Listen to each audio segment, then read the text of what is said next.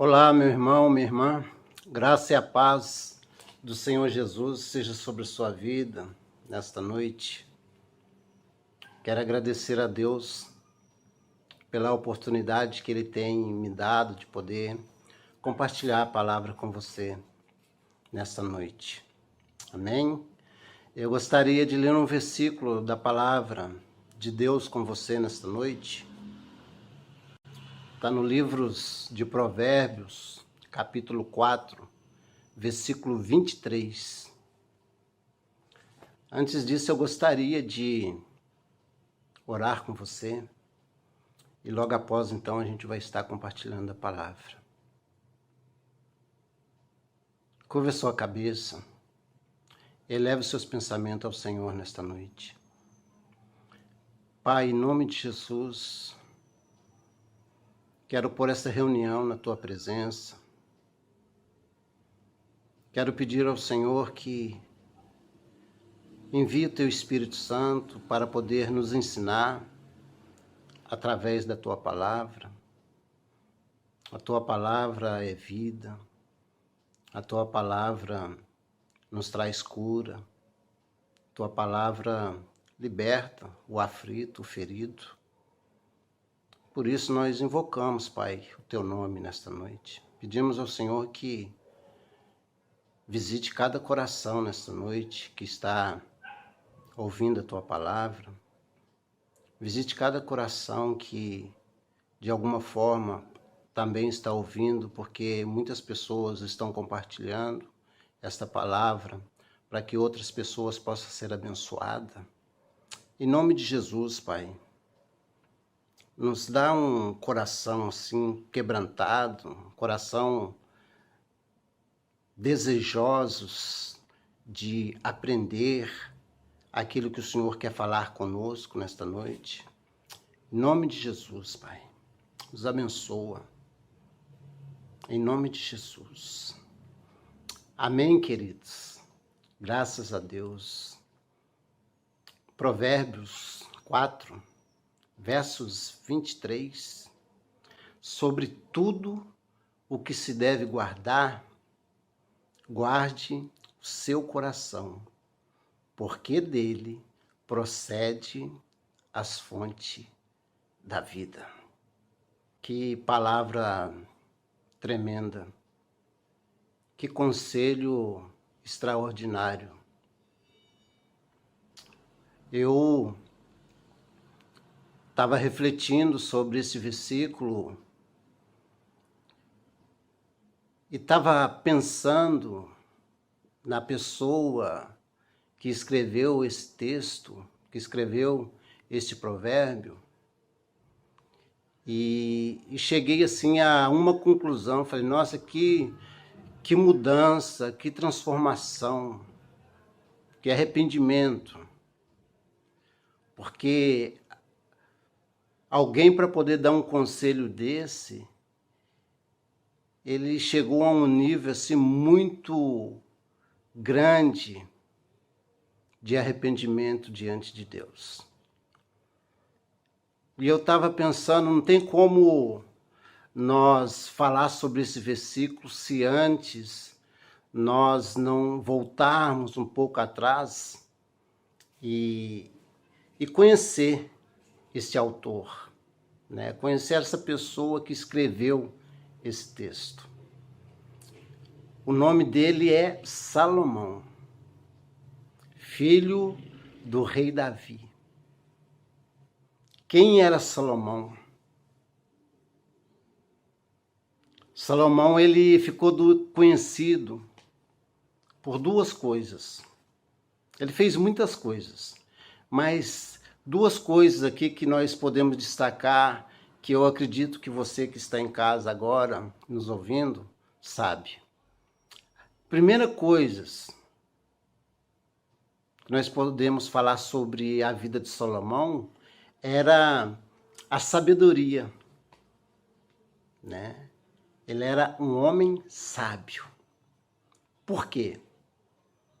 Porque quando ele estava falando com Deus, ele não pediu nem riqueza, não pediu poder, mas pediu sabedoria. E Deus se alegrou com isso, porque ele pediu sabedoria. Porque um rei precisa de sabedoria. Um rei, ele é juízo, e ele não julga. Um rei não pode julgar a causa de algumas pessoas baseada em sentimento, mas um rei, ele julga a causa das pessoas baseada na verdade, na justiça. E interessante um episódio da vida de Salomão, que foi a causa que ele ia julgar de duas mulheres. E quando assim nós não entendemos aquilo que ele queria, aonde ele queria chegar, aquilo que ele queria fazer, nós ficamos assustados. Mas a sabedoria dele era tanto que até mesmo aquilo que nós não sabemos que ele vai fazer se transforma em algo que depois te traz uma grande satisfação, uma grande alegria, né? Porque aí você vê o que é a sabedoria de um homem. A sabedoria de quando Deus dá a sabedoria para uma pessoa. Estava ali duas mulheres brigando por causa de uma criança. Uma dizia, a criança é minha. A outra dizia, não, é minha. E Salomão então chegou ali e pegou aquela criança e perguntou de novo, de quem que é essa criança? Aí uma dizia, é minha, Senhor. E a outra dizia, é minha. Aí o rei Salomão falou, tá bom, traga uma espada.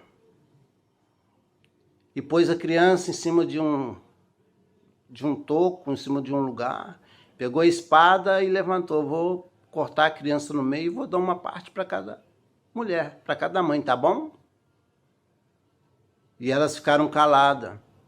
E quando Salomão levantou a espada para poder dar o golpe, uma delas gritou, por favor, rei, não faça isso.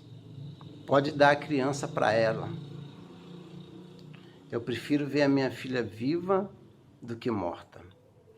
E Salomão então pegou aquela criança e falou, então, pode pegar que a filha é sua, não é dela. Nós sabemos que aqui, realmente, o coração de uma mãe que ama um filho, por mais que ela perca a criança, ela nunca vai querer o mal daquela criança. Mas, na verdade, o que eu quero tirar dessa história aqui é a sabedoria de Salomão. E uma das coisas que Salomão ficou conhecido foi pela a sabedoria. Ele era um rei que julgava as causas das pessoas de uma maneira justa, de uma maneira correta. E a outra coisa que Salomão ficou conhecido é as paixões. A Bíblia fala que Salomão, ele levantou altar para mais de 700 mulheres. Cada uma dessas mulheres, Salomão levantava um altar para que elas pudessem adorar o Deus dela. Salomão entristecendo o coração de Deus. Por quê? Porque as paixões do seu coração, as mulheres que ele conquistava, que ele amava, não serviam a Deus. E ele decepcionava a Deus porque ele levantava altares para essas mulheres.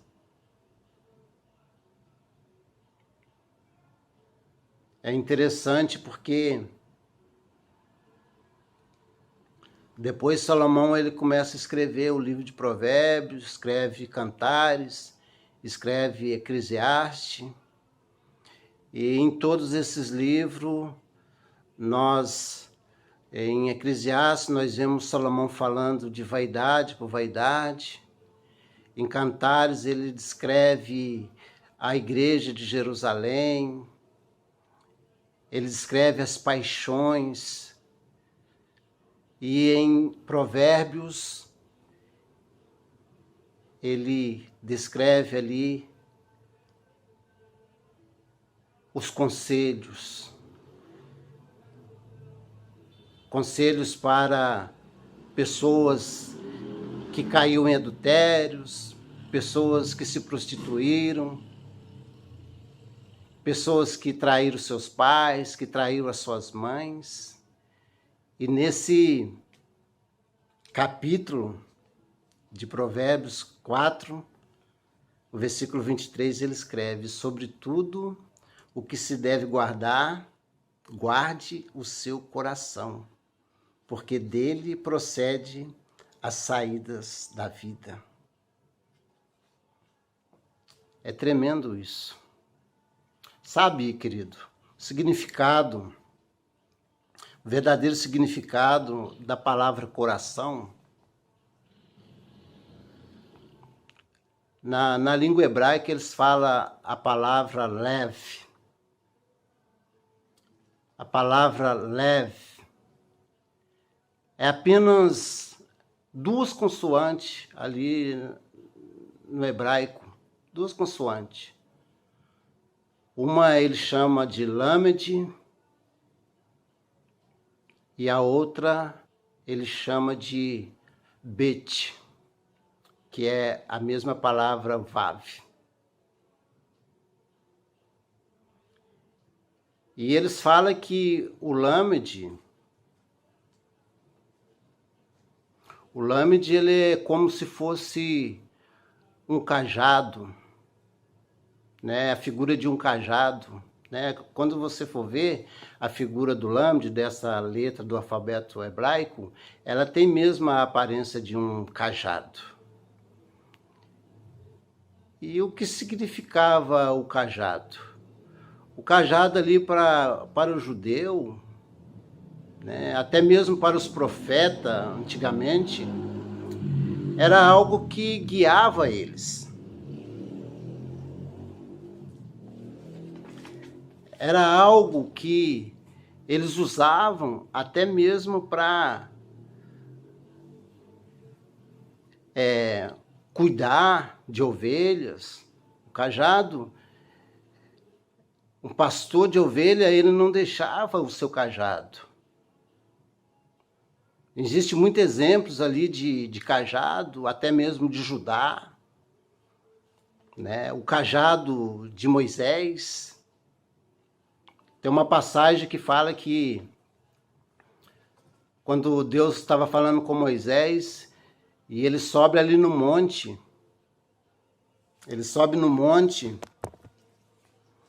e Deus manda ele pegar o cajado e jogar aquele cajado ali no chão, e de repente aquele cajado ele vira uma serpente e sai correndo atrás de Moisés com medo. E Deus então manda ele pegar o cajado de novo. Aquela cobra pela cauda, e aquela cauda se transforma em cajado de novo. E aquela serpente que aquele cajado se transforma é o mesmo símbolo que tem no capacete do exército dos egípcios. E quando Moisés ele foge ali daquela serpente, é como se ele estivesse lembrando ali do passado dele, de como ele viveu no Egito, e de como ele sabia que ia ser de novo difícil dele poder voltar no Egito para poder libertar o povo. Porque ele vê ali naquele cajado a simbologia dos egípcios, né? Naquela serpente que corria atrás dele. E Deus então falava com ele: com isso aí você vai fazer prodígios e maravilha. E você sabe o que aconteceu, né?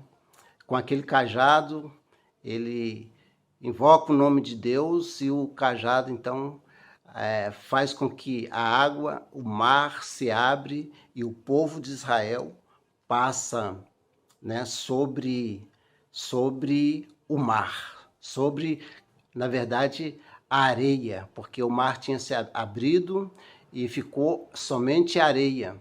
E Moisés então passou, né? Então a simbologia do cajado, ele nos dá a direção. O cajado também nos guia. E o coração, ele nos dá a direção. O coração também nos guia. Nós precisamos compreender isso. E a outra palavra, a outra consoante é o bet, né? Bet, na simbologia hebraica também, ele tem o símbolo de uma casa. Você vai ver que quando você vê a letra bet no alfabeto hebraico, ela aparece com uma casa, né? Então, bet significa casa. Então, o coração, o nosso coração, é o guia e também é a direção que nos leva à casa. Nos leva à casa. E também, quando nós falamos do Lamed, nós falamos do Beit, ele tem alguma simbologia também numérica. E o número do Lamed é o número 12. E o número 12, ele significa o número do governo, de como governar. Então, o coração do homem também é uma forma de governo. O meu coração, o seu coração que está em casa, é uma forma de governar. O coração é uma forma de governar sobre todas as coisas. Ele governa sobre a mente, ele governa sobre a vontade, governa sobre a vontade, governa sobre a nossa mente, a forma de governo. Quando Jesus ele foi levantar os seus discípulos, ele escolheu 12 homens. Também, no Antigo Testamento, foi escolhido 12 tribos, as 12 tribos de Israel. Isso era uma forma de governar. Então, o meu coração e o seu coração, ele foi feito para poder governar. E a outra consoante é a consoante bet, que na verdade é o vav, que são a mesma consoante. O vav, bet são a mesma consoante, que é o número 6. E o número 6, ele mostra ele se traduz em uma palavra chamada superioridade, superior. Por quê? Quando você lê em Gênesis capítulo 1, versículo 26, você vai ver lá escrito assim: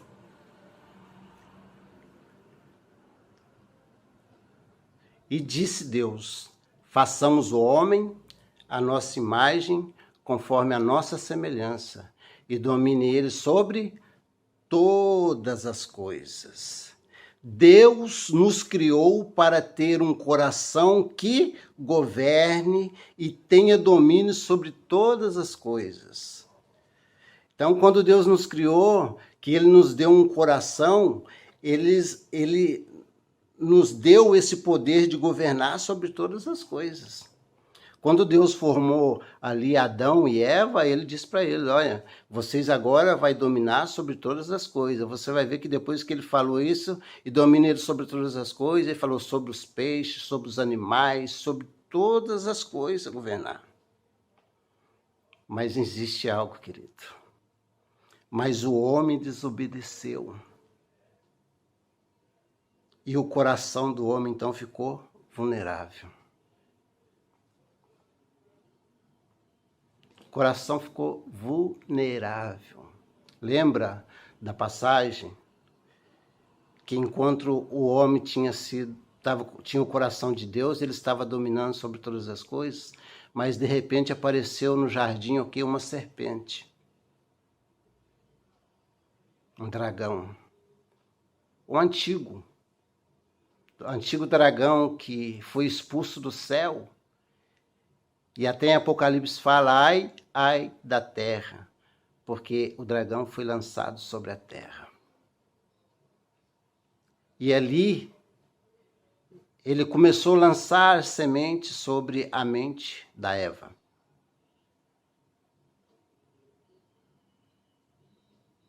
E o que aconteceu? Ela cedeu, depois deu para o seu marido, e ele também pecou. E se tornou vulnerável.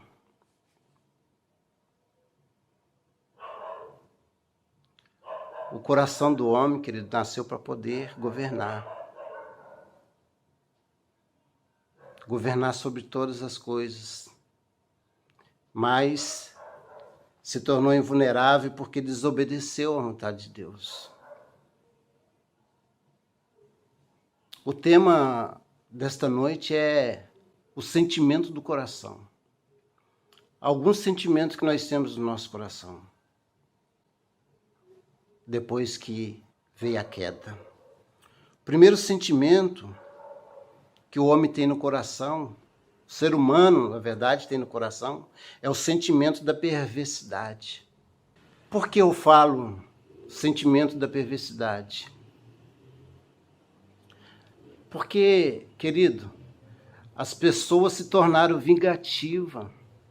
É importante eu e você compreender que até mesmo dentro da igreja, as pessoas não entendem mais o sentimento do perdão. As pessoas querem vingança. A gente está acompanhando agora mesmo esse caso deste rapaz que está escondido na floresta, parece que chama Lázaro, eu acho que Lázaro. E de cada 10 pessoas que você conversa, que você encontra, o sentimento dela, sabe qual é? Tomara que encontre ele e mate-o, destrua ele. Nem é aquele sentimento mais de fazer justiça, não. De pegar a pessoa. É um sentimento de vingança.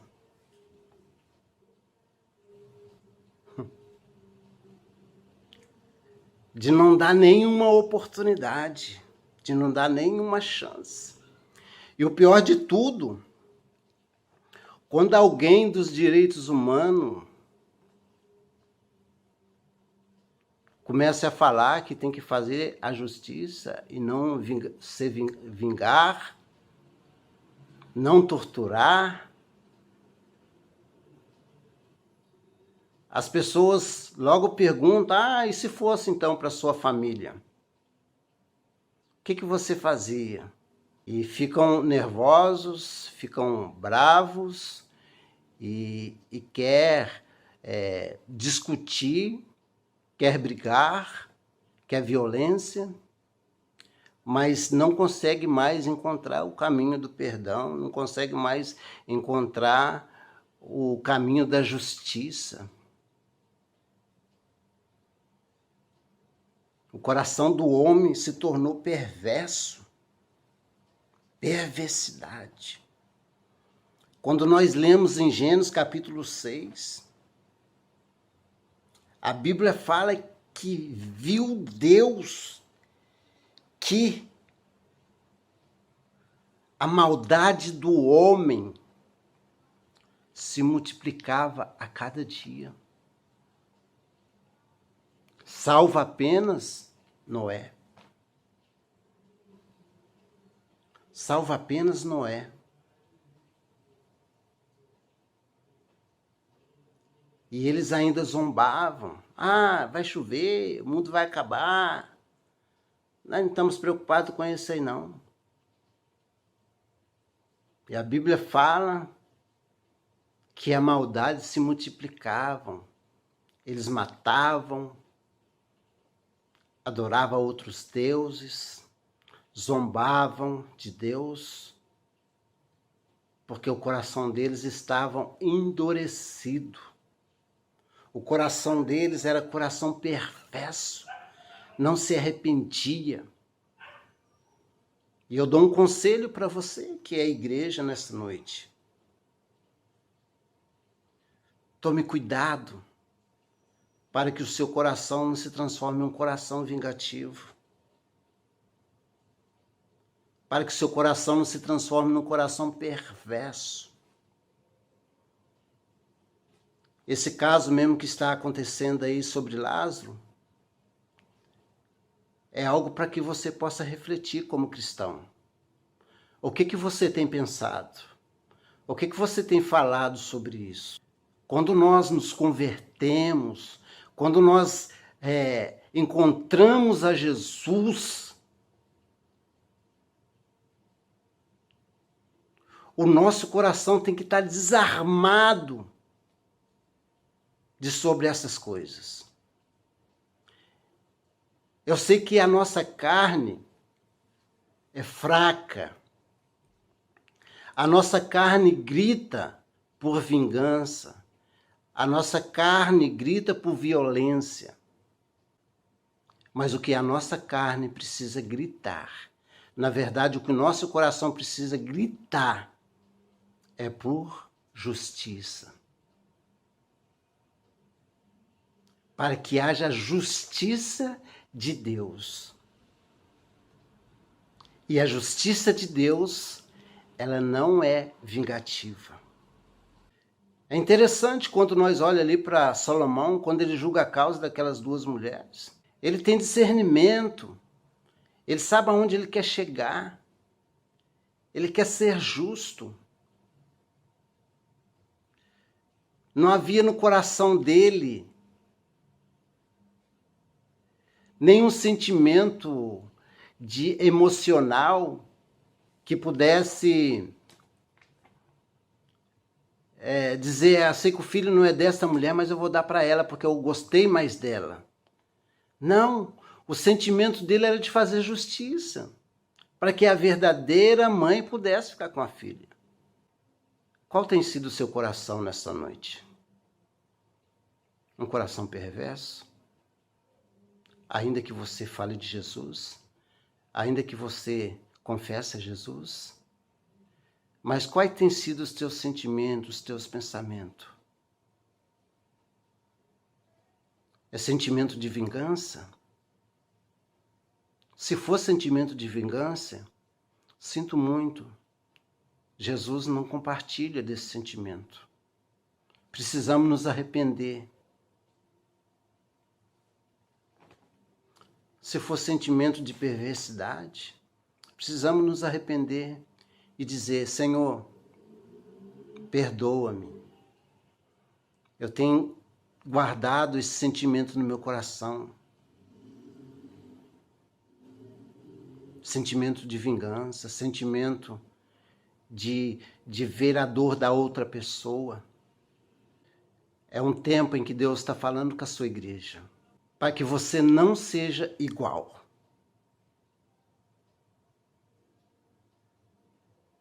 Para que você não faça parte dos justiceiros, daqueles que querem fazer justiça com as próprias mãos, daqueles que têm sangue na veia. No reino de Deus não existe lugar para perversidade, só para amor, só para amar. Que você possa ter esse entendimento nesta noite, em nome de Jesus. O segundo sentimento do coração do ser humano também é um coração ferido. Quantos cristãos, talvez estou falando para pessoas aqui nesta noite, quantos cristãos dentro da igreja, e até mesmo pessoas que se afastaram, estão com o coração ferido por algum motivo.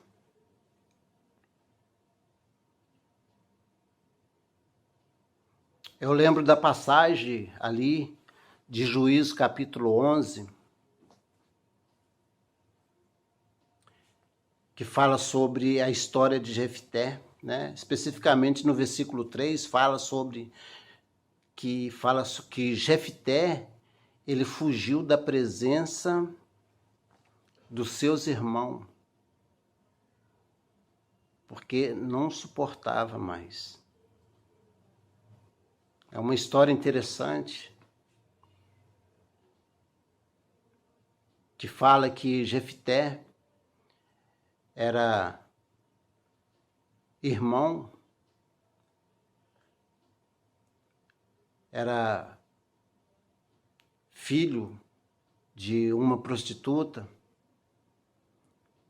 só que ele tinha mais irmãos que era filho de outra mulher com o pai dele.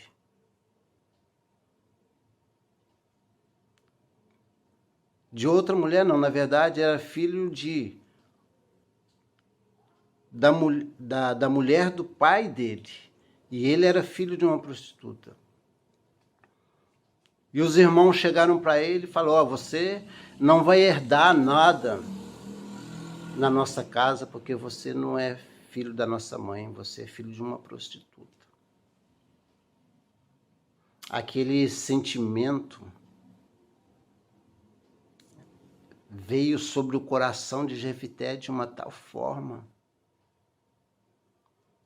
que ele ficou ferido. E a Bíblia fala então que ele foge e vai morar no meio de outras pessoas levianas, de outras pessoas que tinham o mesmo problema que ele, a mesma ferida que ele. Os opostos se atraem. Na verdade, ele estava ali junto com um pessoal que também tinha o mesmo sentimento que ele, um coração ferido. E interessante que uma pessoa com coração ferido, ela pensa muito em vingança. Jefté, ele era um grande guerreiro, um grande lutador. E todas as lutas, todas as batalhas que ele ia lutar, ele vencia, ganhava. Mas o que podemos tirar disso aqui para nós? Uma pessoa ferida, ela pode vencer todas as batalhas. E, na verdade, tudo aquilo que ela consegue, todas as vitórias que ela consegue, não é para ela, não é para satisfação dela. Mas é muitas vezes para ela tentar provar que ela conseguiu, que ela venceu. Mas só que ela continua com o coração ferido, continua com o coração cheio de mágoa, cheio de ressentimento. Na verdade, uma pessoa com o coração ferido acaba se tornando uma pessoa tola. Acaba falando qualquer coisa. A Bíblia fala que quando ele venceu as batalhas, ele profetizou, ele disse uma palavra que marcou a sua vida, que marcou a sua história. Ele diz: saindo daqui, qualquer que da minha casa sair ao meu encontro, eu oferecerei ao Senhor em sacrifício. A Bíblia fala que quando ele estava chegando de frente da sua casa, quem chegou? Que veio ao seu encontro para abraçar a sua filha. Não existe assim nada melhor, querido, quando você vence algo, quando você, sabe, conquista algo e você está chegando perto da sua casa, você está chegando do seu trabalho, de algum lugar, e o seu filho abre a porta e vem te abraçar, dizendo: papai chegou, mamãe chegou, e abraça. Não foi a mesma coisa que Jefté pôde fazer com a sua filha. A dor no coração. Uma pessoa ferida faz voto de tolo. Ele ofereceu a filha dele em sacrifício.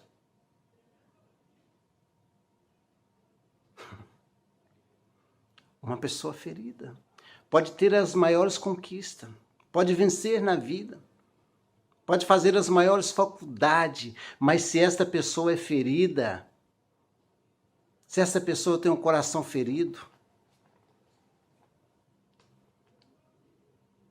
foi apenas conquista. Mas a alma continua doente. A alma continua doente. Por que muitas vezes nós ficamos com o nosso coração ferido, querido? Por quê? Dentro da igreja, começando por mim, muitas vezes ferimos o nosso coração. Só que não é aquele sentimento de muitas vezes você ficar magoado com o irmão, alguns momentos, mas depois você vai ali, conversa com ele, pede perdão e continua isso de novo. Mas não, é um coração ferido que dura anos e anos. E aquele sentimento não sai do coração. Você vai ficar doente. Por que ficamos com o nosso coração ferido? Muitas vezes por causa de decepção. Todos nós vamos sofrer decepção na nossa vida, no nosso dia a dia. Todos os dias nós vamos ser tentados a sermos decepcionados por alguma coisa. Eu e você. Fora ou dentro da igreja. Uma vez eu vi uma história de alguém que falou sobre a maior decepção da sua vida. Sabe? Aquela pessoa que espera a sua vida inteira por um casamento, porque ela sonha com aquele dia. E chega aquele dia, ela se transforma na pessoa mais feliz do mundo. Mas passando algum tempo depois, ela é traída. Resumindo, a decepção de uma pessoa que sonhou em ter uma vida feliz no casamento, mas que durou pouco. Isso causa uma grande ferida no coração da pessoa. E se você não tiver Jesus, você não será curado.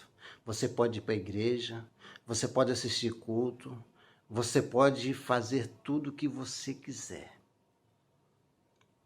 Mas se você não ir para a cruz, essa ferida vai continuar no coração. Uma perca pessoal. Tem pessoas que estão feridas com Deus. Tem pessoas que estão machucadas com Deus. Uma vez eu estava assistindo um filme que chama o filme Os Corajosos. E esse ator principal, ele era um policial. Ele tinha uma filha, uma menininha de 9 anos. E o que aconteceu? Essa menininha estava indo para um aniversário. E quando ela estava atravessando a rua, veio um carro e bateu de frente. Ela morreu na mesma hora.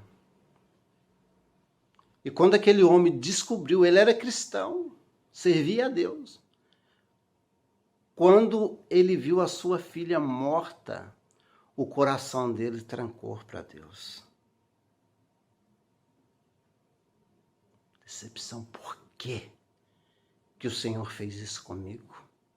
Por que que o Senhor levou a minha filha? Aquele homem não conseguia mais ouvir a voz de Deus.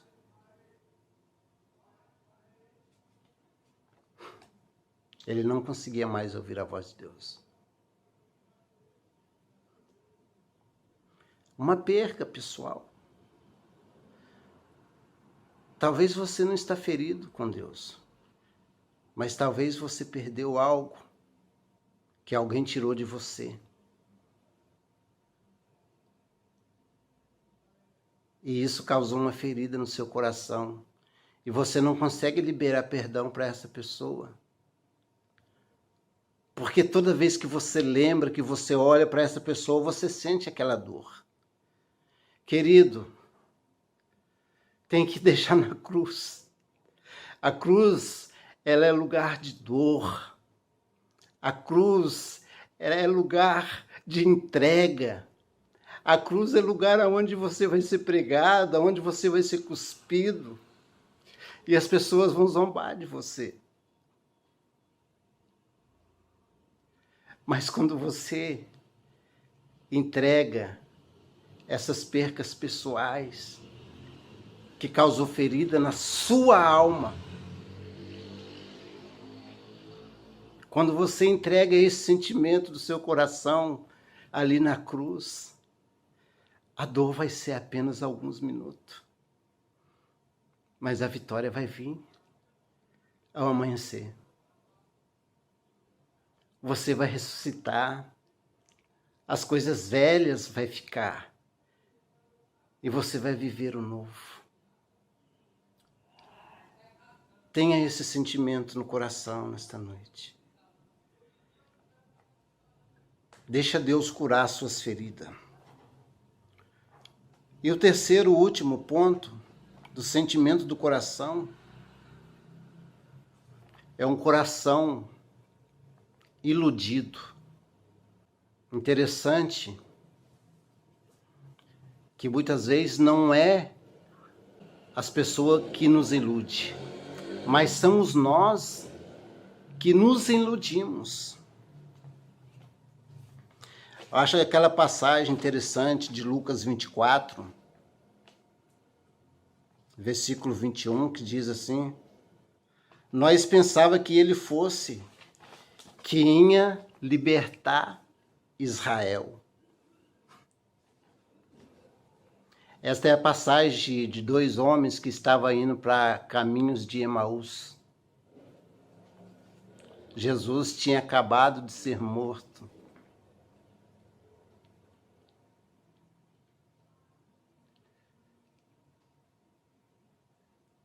Só é iludido quem quer ser iludido.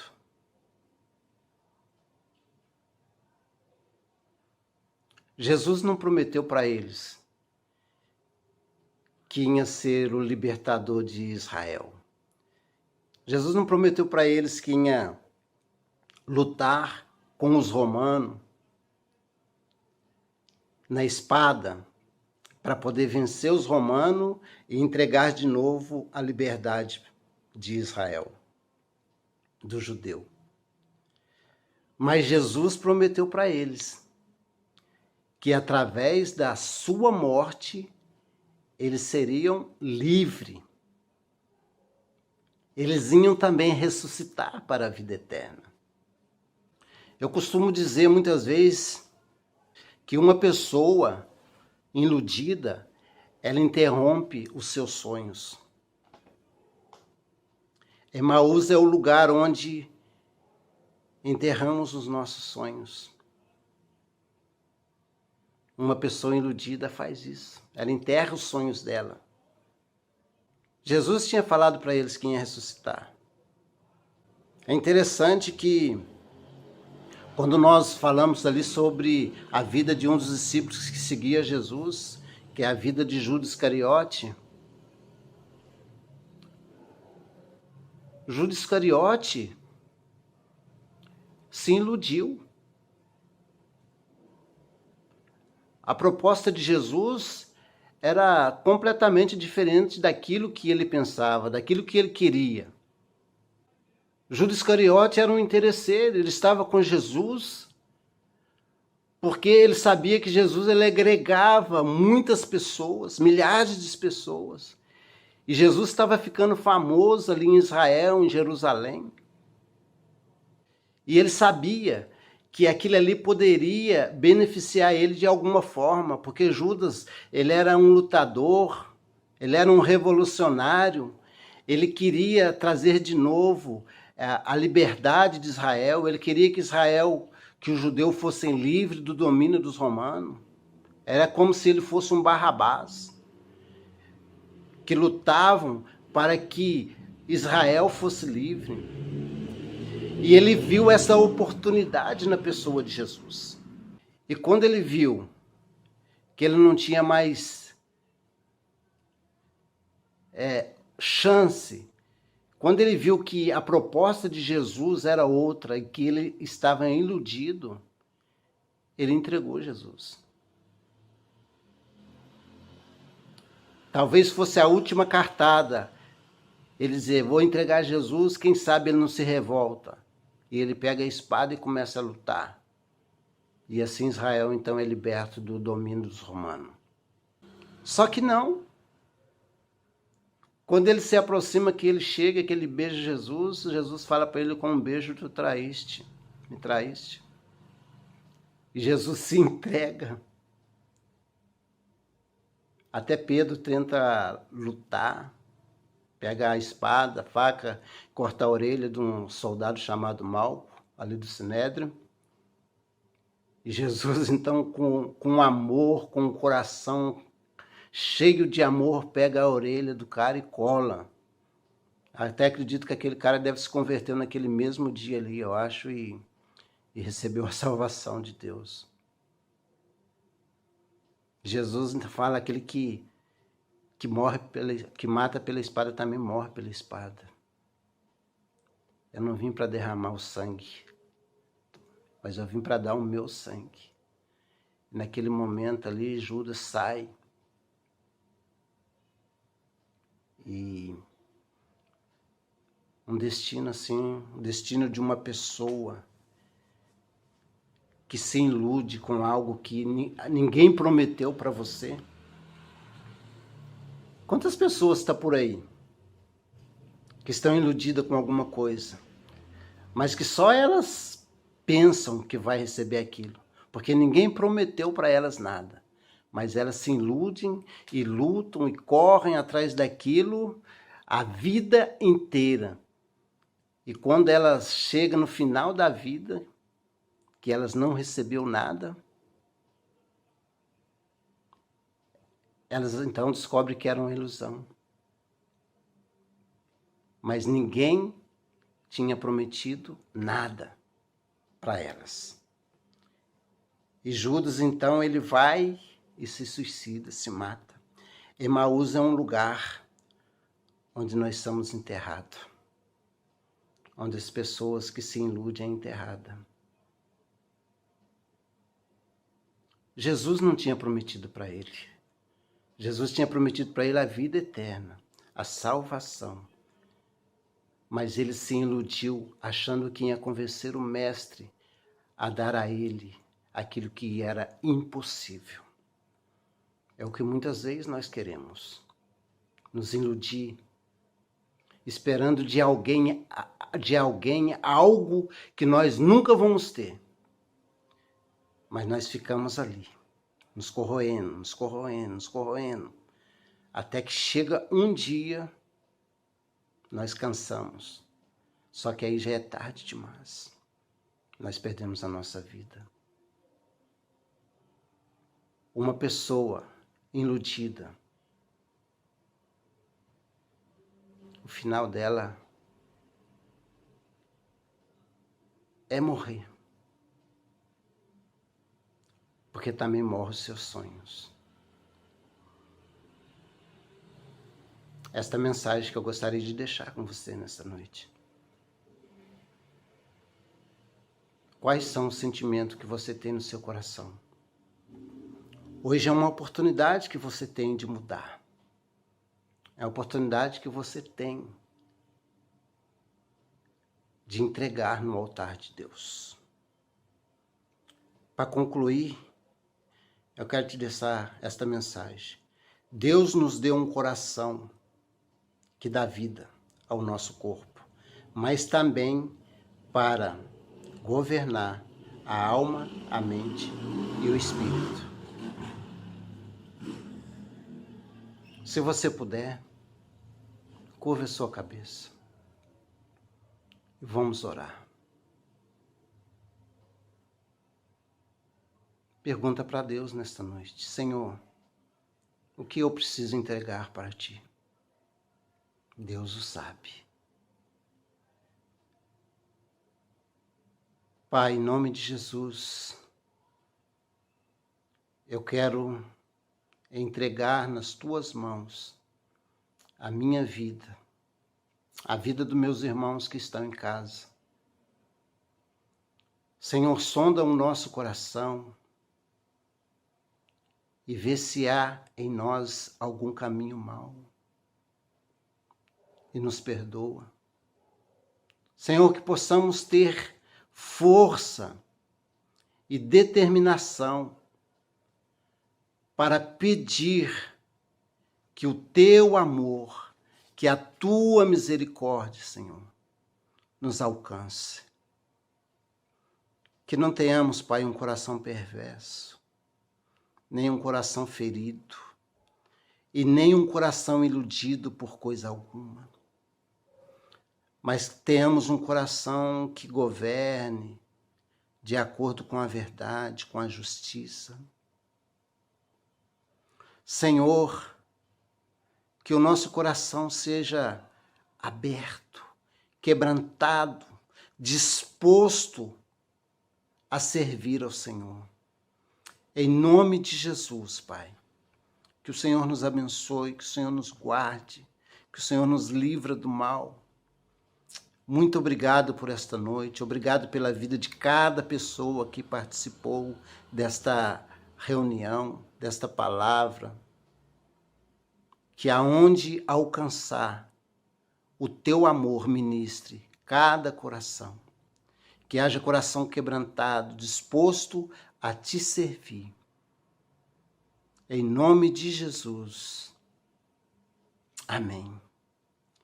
E assim, querido, nós encerramos essa EBN, Escola Bíblica Noturna. Que você tenha uma noite abençoada. Em nome de Jesus. Tchau.